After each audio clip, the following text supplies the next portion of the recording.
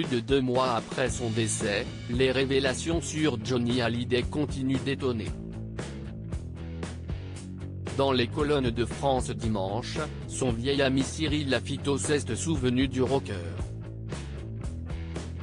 La première fois que je lui ai parlé c'était en 1987-1988 quand il sortait avec l'une de mes amies, la journaliste Gisèle Galante, la fille d'Olivia de Havilland, explique le photographe.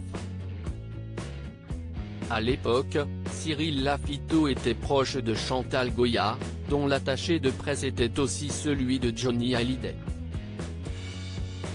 J'ai eu l'idée de faire sponsoriser son spectacle par NASA Electronics, le darty de l'époque, se souvient le publicitaire. Puis on s'est revu pour faire de la pub. C'est en réfléchissant à ce projet-là que les deux hommes sont devenus amis proches. Cyril Lafitau se souvient qu'entre eux, cela a tout de suite marché. D'autant que nous étions voisins quand il vivait Villa Molitor, dans le 16e arrondissement de Paris, explique-t-il à France Dimanche. À l'époque, les deux compères passent beaucoup de temps ensemble. Nous avions les mêmes passions pour la bouffe et le cinéma, confie Cyril Lafitau.